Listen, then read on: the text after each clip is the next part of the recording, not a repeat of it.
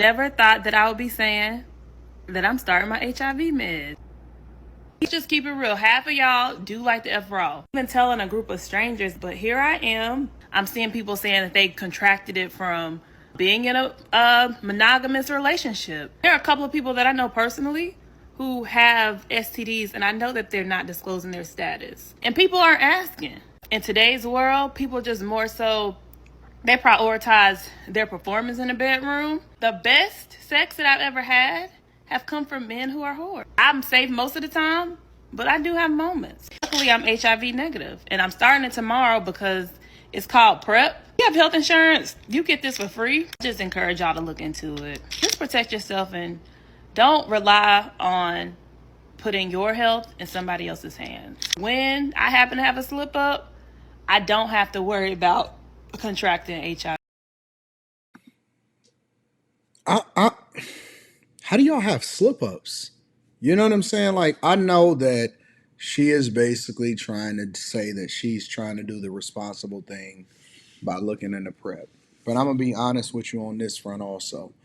I think that people that, or my initial instinct when I hear a woman online, I remember I heard Tamar Braxton say it that she taking PrEP and stuff. And then I go down in the comments and I'm scrolling and I'm scrolling and I'm scrolling and I'm trying to understand, why is everybody so excited? Why are all the women trying to confirm and align with this mindset? And when I see a woman that says that she's about to take PrEP, the first thing that comes to my mind is, why does she feel the need to have to take PrEP, right? Because this woman said a couple things that automatically gave me pause and automatically gave me a red flag, right? The first thing she says is the best sex that she ever had was from guys that were whores. What? Guys that were whores. Why are you sleeping with guys that are whores? You know what I'm saying? The second thing that she says to gave me pause was, if I slip up, I ain't got to worry about it. What? What do you mean if you slip up? And the third thing that automatically gives me pause is the fact that people just feel like it's normal to have unprotected sex. And like, why is that such a chore? Why is that such a thing?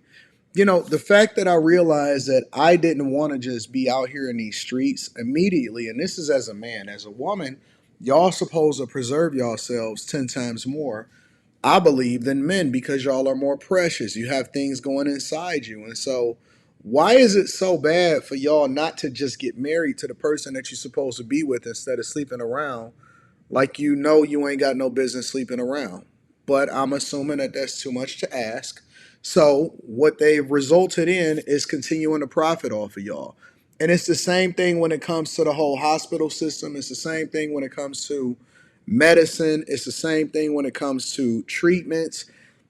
It's the same thing when it comes to all of this stuff. The reason that they're giving y'all this is because they know that y'all are undisciplined, and undisciplined people, they ultimately result in being the most profitable people to treat, because you're not curing yourself. And to cure yourself, it probably costs the least amount as possible, right? To cure yourself means that the only thing that you would have to do was make sure that you got with somebody that is willing to give you their last name, that truly loves you and adores you, probably is not out in these streets. They not in the spaces where y'all think that y'all gonna meet y'all forever person or y'all spouse. And then y'all get married, have kids, live happily ever after, grind, hustle. You're going to go through some ups and downs. It's not going to be perfect. It's not going to be 100% on top of it all the time. He might get laid off. You might get laid off. Y'all might have some arguments, some tussling here and there, but y'all love each other. And so y'all going to stick it out, or y'all going to figure it out, and y'all going to figure out how to work with each other or work for each other. And y'all gonna be more successful over time. Y'all grow. He grows to become more successful and get more money. You grow as a person, and y'all probably align and just become more integrated with y'all lives, and then y'all become inseparable. And so whatever y'all grow up to be or grow into being like, it's gonna be with each other, and you hold it down. But here's the beautiful thing about that: throughout that whole little journey, right? You don't have to worry about having unprotected sex, because you don't have to worry about HIV. You don't have to worry about herpes, and you can get herpes with or without a condom. So it doesn't even matter if you slip up or not. I see a lot of people not even talking about herpes. Like, why are y'all not talking about herpes?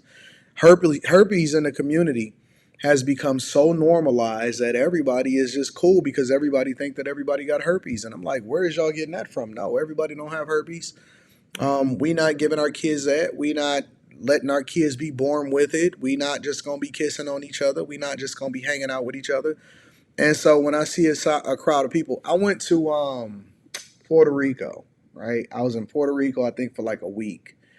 And shout out to my dog Aristotle because I know that Aristotle was out there doing what he do as far as making sure that he, take care of business. Make sure y'all talk to Aristotle Investments if you want to learn about certain investment strategies. And more importantly, me and him was chopping it up on the phone when I went and visited because he said that he was going out there to, make some investments to make sure that he preserved, how much money he making in taxes, right? And so I go out there for about a week. And one of the things that you always do when you go out of town a lot of times, especially when you go to places like Puerto Rico, Vegas, all of that, is you go on a night on the town, right?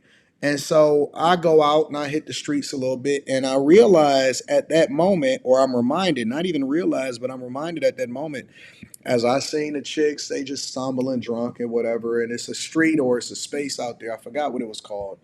But if you ask the taxi or the Ubers or whatever, they'll tell you exactly what it is. But I was reminded how much different I was than everybody else and how much I was okay with being different from everybody else. And that is what makes me unique is that I don't want to be out there. The chicks was out there stumbling drunk. The people is out there drunk. The guys is out there trying to fuck the chicks. The chicks out there trying to get fucked. And I was just on some like, you know what? I'm just not really feeling this. I was more the resort, having breakfast while looking at the water, go walk the beach a little bit, go play around in all of the different casinos. It's real cheap over there, so it really doesn't, nothing can hurt you or affect you.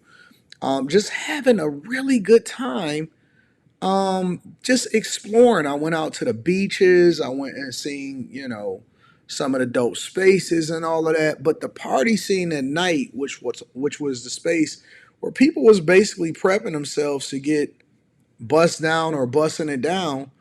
And I know that, none of them chicks was really clean because of the way that they was operating and acting out there. And I'm just like, I can't do it, bro. I just can't do it. I can't even force myself. I would have to really try and force myself to align myself with people that's not going in the direction that I'm going in. And so it's just so much sweeter on this side. I'm never going to be taking PrEP. I'm not taking it. Like, it's no point for me to ever take it.